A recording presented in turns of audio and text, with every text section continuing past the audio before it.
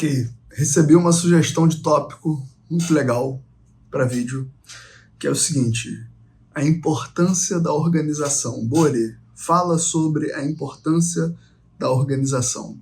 Então, organizei alguns pensamentos a respeito do tema para apresentar-lhes a minha tese.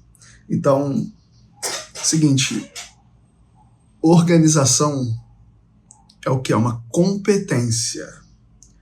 Eu digo que a organização é uma metacompetência. O que isso quer dizer, metacompetência?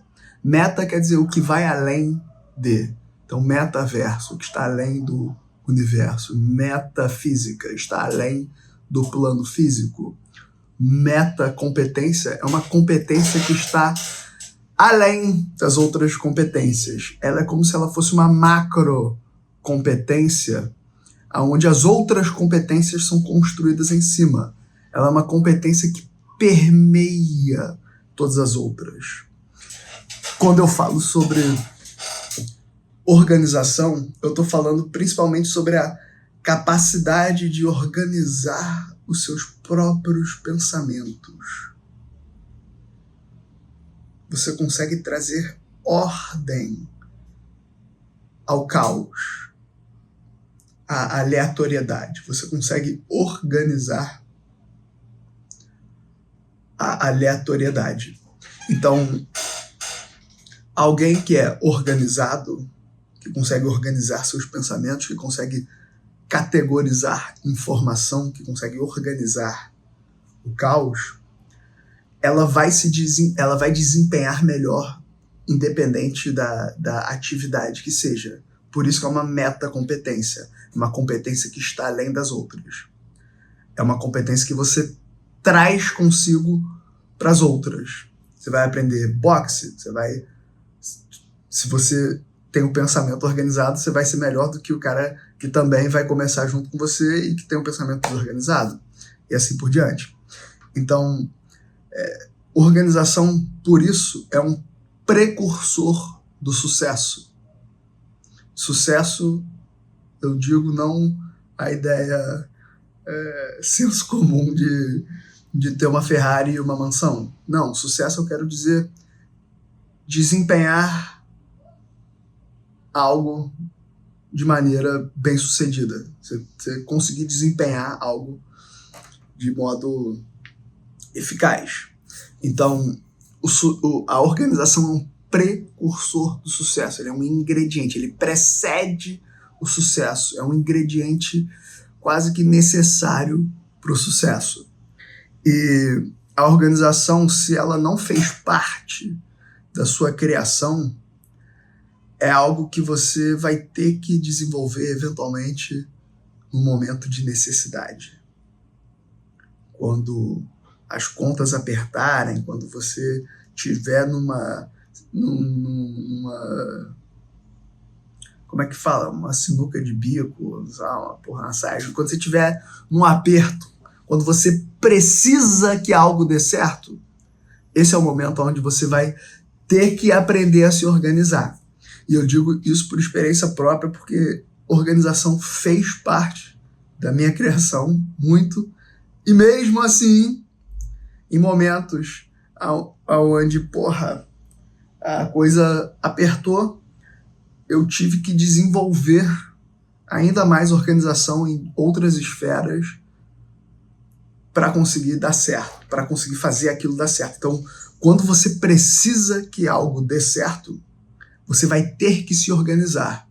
Por isso que a organização é um precursor do sucesso. Então, beleza, estamos aqui falando de organização é importante, é isso, é aquilo, mas o que é organização? O que isso significa, de fato? Então, eu posso te dar a definição do dicionário, mas vou fazer algo mais interessante que isso. Eu vou te dar um exemplo prático e contido nesse exemplo prático estará naturalmente codificada a definição de dicionário. Então, vamos pegar o seguinte. Você vai organizar o seu quarto. Então, você vai entrar no seu quarto e o seu quarto vai ter um caos de objetos. Vai ter um emaranhado um mar de objetos completamente aleatórios, desordenados, bagunçados. Roupa em cima da cama, toalha em cima da cadeira, uma porrada de objeto em cima da mesa, da escrivaninha, do aparador, do gaveteiro, e cabide para cá, cabide para lá, cabide com roupa, cabide sem roupa. Uma bagunça. Um monte de coisa, caneta, lápis, caixa de som, fone de ouvido, fio, extensão, relógio, anel, cordão, uma porrada de coisa completamente aleatória e bagunçada. Do que consiste organizar? É você pegar todos esses objetos que estão aleatoriamente dispostos e você começar a agrupá-los em categorias. Você começar a ordená-los de maneira regrada. Caneta vai com caneta. Roupa vai com roupa. Objetos de decoração vão com objetos de decoração. Copo vai com copo. Prato vai com prato. Objetos de higiene pessoal vai com objeto de higiene pessoal. E você começa a agrupar esses objetos da mesma categoria em caixas, ou em gavetas, ou em cestas, ou em cabides. Então, você organiza o caos agrupando elementos da mesma categoria em caixas. E a caixa é o quê? É um recipiente fechado. Então ele delimita um início e um fim. O que é dessa categoria começa e termina aqui, separado dos objetos que fazem parte de outra categoria. Então é como se fossem pequenos sistemas fechados. Eu posso ter um monte de caneta. As canetas podem ficar bagunçadas dentro do estojo, mas estão todas dentro do estojo. Portanto, há uma ordem, há um sistema fechado. Eu posso pegar o estojo e chacoalhar ele. Não vai vazar para fora, a bagunça não vai vazar para fora. Tá tudo agrupado ali, é um sistema fechado. Então, se você for no dicionário agora, você vai ver que a origem da palavra ordem, ou melhor, organização. Olha que coisa, organização, ordem, origem, todas têm o mesmo radical, or. Organizar significa formar um todo a partir de peças independentes, a partir das partes independentes, isoladas, individuais. É você dispor de forma regrada elementos, disposição regrada de elementos, disposição regrada de elementos. Você tem uma regra para dispor, para organizar, para agrupar elementos. Então, é isso que você faz quando você organiza um quarto. Então, os seus pensamentos... só pega a porra da minha metáfora, não é difícil. Seus pensamentos são caóticos, são desordenados, é um emaranhado, é um turbilhão de pensamentos. Se você é incapaz de categorizar os seus pensamentos e ordená-los, você vai sempre viver num caos. Então, quando você escreve, você é obrigado a organizar os seus pensamentos. Porque quando você fala, você pode falar, tipo assim, sei lá, mais ou menos, tá ligado? E isso escrito não faz sentido. Isso escrito não funciona. Você não tem o elemento não verbal quando você escreve. Quando você escreve, você tem apenas o significado puro que está no papel, o significado contido nas palavras. E um passo além das palavras são, logicamente, as frases e os parágrafos, só que o verdadeiro encadeamento de significados está na progressão dos parágrafos. Porque o parágrafo é o quê? É a caixinha, é um sistema fechado, é uma caixa, é um sistema, é uma grande ideia contida em 5, 6, 7 frases. E aí o próximo parágrafo é o encadeamento, é a progressão de raciocínios que se conectam. As partes interdependentes é você dispor de forma regrada as partes individuais. Elas são individuais, são caixas isoladas, mas elas têm uma relação de interdependência. Quando você articula esses diferentes elementos, articula esses diferentes objetos, pensamentos, ideias, você começa a encadeá-las. Então, na minha casa, eu tenho no quartinho, eu tenho a caixa com as ferramentas, eu tenho a caixa com as lâmpadas, eu tenho a caixa com os objetos de eletricidade, de extensão, de tomada, de adaptador. E eu tenho a caixa das tintas, eu tenho caixas com diferentes objetos. E quando eu preciso desempenhar uma tarefa, eu tenho as coisas da marcenaria, as lixas e as serras. Quando eu preciso desempenhar uma certa tarefa, eu pego os objetos das diferentes caixas e eu articulo-as. Se eu for desempenhar uma tarefa, eu vou precisar usar diferentes ferramentas de cada caixa. Então, quando você escreve, você está fazendo a mesma coisa, você está articulando e organizando, encadeando uma série de raciocínios. Então, quando você escreve, você é obrigado a organizar os seus pensamentos e ser preciso. Você tem que ser exato quando você escreve. Quando você escreve, você é obrigado a ser exato e organizado. Então, isso aqui é só a introdução, tá? Já estamos aqui em 12 minutos de vídeo. É só a introdução. Isso aqui é o que eu preciso para falar do assunto verdadeiro, que é você precisa ser capaz de pensar em sistemas. Pensar em sistemas. Tá bom? O que isso significa, pensar em sistemas? Eu vou te dar 2 exemplos. O primeiro é no jiu-jitsu.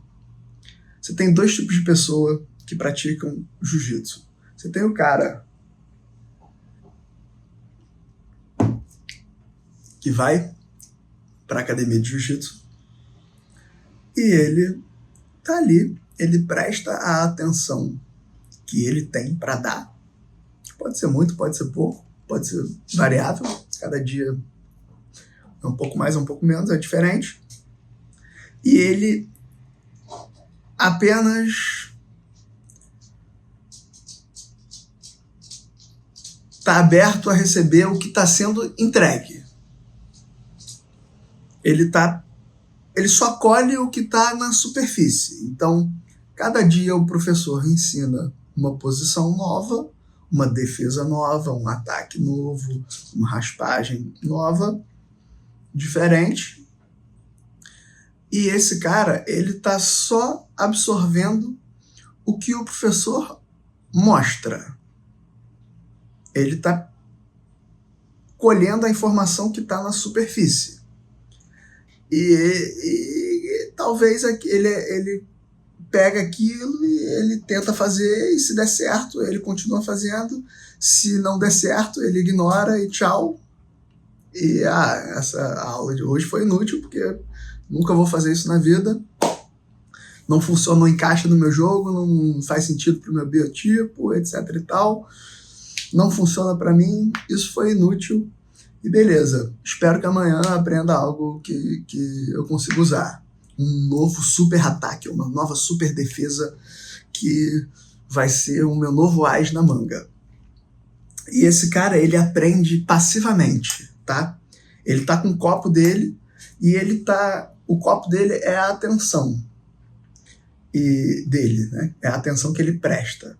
He pays attention. Ele paga a atenção, ele presta a atenção, ele dá a atenção dele. E o professor tá lá, pronto para despejar o conhecimento. Então esse cara aqui tá passivamente se deixando, se permitindo que o professor despeje o conhecimento dele no seu receptáculo. E aí o professor tá aqui despejando, e aí ele tá prestando um pouco de atenção, ele pega um pouquinho, aí ele pega um pouquinho mais, às vezes ele presta bastante atenção, mas depois sai. Então ele pega só o que está sendo entregue, e do que está sendo entregue ele pega só um certo percentual. Ele aprende, cada dia ele aprende uma técnica isolada, e é isso.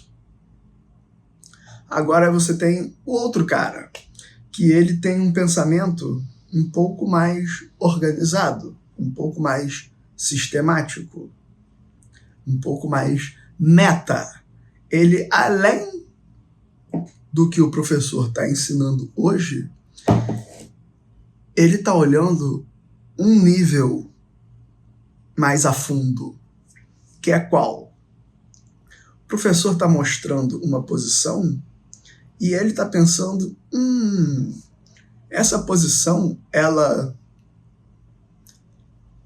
se conecta com quais outras posições que eu conheço, que o professor já passou antes? Como que essa posição se encaixa com a posição que ele mostrou ontem, e diante de ontem, e diante de ontem? E essa posição, ela tem princípios que são parecidos com esse ataque, essas outras 20 posições, e em quais situações de jogo essa posição aparece. E que tipo de reação, o que eu preciso que meu oponente faça para que ele abra as portas, para que aconteça a oportunidade de eu desempenhar esse ataque, ou essa posição que está sendo mostrada. E quais são os princípios que estão aqui? Às vezes o professor está mostrando, olha, segura na gola, segura no cotovelo, bota um pé, bota a canela na costela e com o outro pé você chuta o joelho, e aí você vai raspar ele, o cara vai cair. Ok, professor, é isso que o cara está falando, mas você tá, além do que ele está falando, você aprende por observação. Você está observando, você está pensando, onde é o fulcro dessa alavanca? Então, quanto mais eu me afasto do fulcro da alavanca, se o fulcro é o joelho, quanto mais longe do joelho eu chutar, mais forte vai ser minha alavanca, mais peso eu consigo deslocar sem ter que fazer o mesmo tanto de força. A mesma força que eu faço aqui embaixo, ela é multiplicada se eu fizer essa força aqui em cima, porque eu tô mais longe do fulcro, então, vou isolar o cara se eu chutar aqui em cima, bloqueando o joelho dele. O outro cara não tá pensando nisso, o cara tá pensando, ele tá pensando só no que tá na cara dele, só o que tá escrito, mastigado, desenhado. E o outro cara não, o cara tá pensando num nível mais macro. Então ele consegue encaixar isso que está sendo mostrado para ele em diferentes caixas, em diferentes sistemas do jogo dele. Então, no jiu-jitsu, o que é o pensamento em sistemas no jiu-jitsu? Para cada situação de jogo, se eu tô por cima passando guarda, eu tenho passagem A, B, C, D, E. Eu tenho essas 5, 6, esses diferentes caminhos pelos quais eu vou seguir. Quando eu sigo o caminho 1, o meu oponente pode reagir da forma A, B ou C.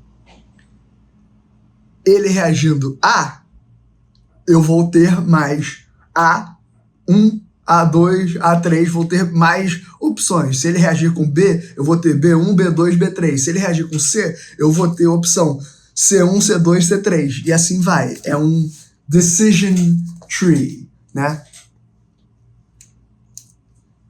Eu desempenho essa ação. O oponente pode reagir de forma... O oponente pode reagir de forma A, B ou C. Se ele reagir da forma A, eu posso desempenhar A1, A2, A3. A1, A2, A3. O nome desse diagrama aqui é Decision Tree. E aí se a reação do oponente for... Não, a reação dele foi A. Então se ele reage A, eu faço A1, A2, A3. Fiz A2. Ao fazer A2, o cara vai ter uma reação. Se ele reagir A2, A2, B, A2, C. E assim por diante. Para cada reação do oponente, eu vou ter um caminho para seguir. Isso é um pensamento organizado. O cara que não encaixa o que ele está aprendendo hoje no sistema dele, porque ele não tem nenhum sistema, ele não está pensando nesse nível. Ele só tem um monte de peças aleatórias do quebra-cabeça. O outro cara, ele está sempre pensando onde que essa peça se encaixa nessa situação de jogo, e nessa situação de jogo, e nessa situação de jogo. Então, passando guarda, eu tenho um sistema. Fazendo guarda, eu tenho um sistema. Guarda aberta, eu tenho um sistema. Guarda fechada, eu tenho um sistema. Guarda de gancho, eu tenho um sistema. Guarda aranha, eu tenho um sistema. Para cada situação de jogo, eu tenho passos, eu tenho caminhos pelos quais eu posso seguir. E cada caminho me dá certas bifurcações dependendo da reação do oponente. Segundo exemplo do pensamento em sistemas, na mixagem. Quando eu não mixo a música aleatoriamente. Eu tenho uma estrutura, eu tenho um passo a passo que eu sigo, independente da música, independente do gênero. E os passos que eu vou seguir são de acordo com as exigências de cada música. Então, da mesma forma que o meu oponente pode reagir, pode me dar a reação A, a reação B ou a reação C, a música pode me apresentar problema A, conflito de piano e guitarra, ou conflito de snare, caixa e voz, ou pode me apresentar problema de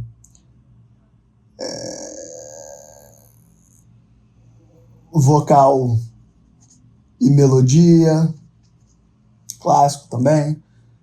Então, isso aqui é análogo às reações possíveis, são os possíveis obstáculos que eu vou enfrentar ao longo do caminho.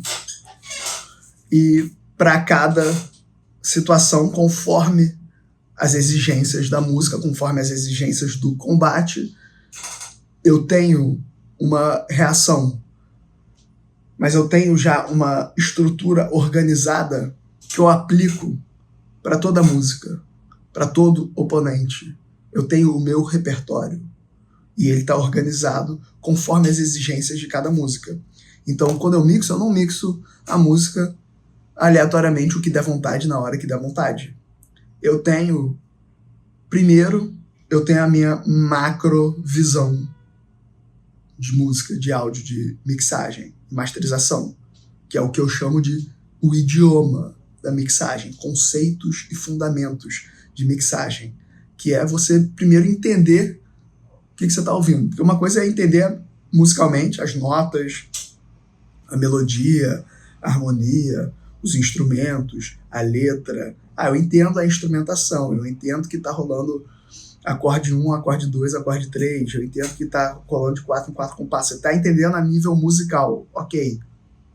Mas a nível científico, hertz e decibéis, você não tá entendendo? em termos de harmônicos e frequência fundamental, você não está entendendo, você não tem uma leitura precisa e exata do que está acontecendo. Então, está desordenado, está um caos, é aleatório. Você ouve, mas você não sabe exatamente o que você está ouvindo. É que nem ouvir uma língua estrangeira. Se eu começar a falar em russo com você, você não vai entender porque você não fala russo. E não é que você não tem a capacidade, a inteligência para entender o assunto. Eu posso estar falando de filosofia, você entende de filosofia, você tem capacidade de entender filosofia, é só que está codificado num idioma que você não entende. Então, com a mixagem é a mesma coisa. Você é músico, você entende música, mas você não entende da física do som, hertz, decibéis, as unidades de medida para você mensurar o som de forma exata. Então, eu tenho a minha macrovisão de mixagem. Em cima desse idioma, dessa macrovisão, eu tenho o meu sistema de mixagem de instrumentos. Eu tenho o meu sistema de mixagem de voz. E eu tenho o meu sistema de masterização. E o meu sistema de mixagem de instrumentos, ele está conectado ao meu sistema de mixagem de voz. Porque nada adianta eu fazer uma mixagem de instrumentos que não funcione, que não abre espaço para uma voz entrar. Afinal, eu mixo música com um cantor. Eu mixo canções. E você também, provavelmente. Senão, é até mais fácil. Mas a sua o meu sistema de mixagem de instrumentos, eu tenho o meu approach, eu tenho o meu passo a passo. Se acontecer problema A, eu tenho opção. Eu posso resolver com A, B e C. Se acontecer problema B, eu posso resolver esse problema com reação B1, B2, B3. E assim por diante. E às vezes a música não vai ter esse problema B. Beleza, então já está resolvido. Esse problema não existe, não preciso nem me preocupar com isso. Tenho mais liberdade. E o sistema de mix de instrumentos está conectado com o sistema de mix de voz, que está conectado com o sistema de masterização. Então você tem que aprender a categorizar o seu pensamento e conseguir trazer ordem ao caos. Quando você mixa uma música, você tem um monte de instrumentos, um monte de gravações aleatórias acontecendo simultaneamente.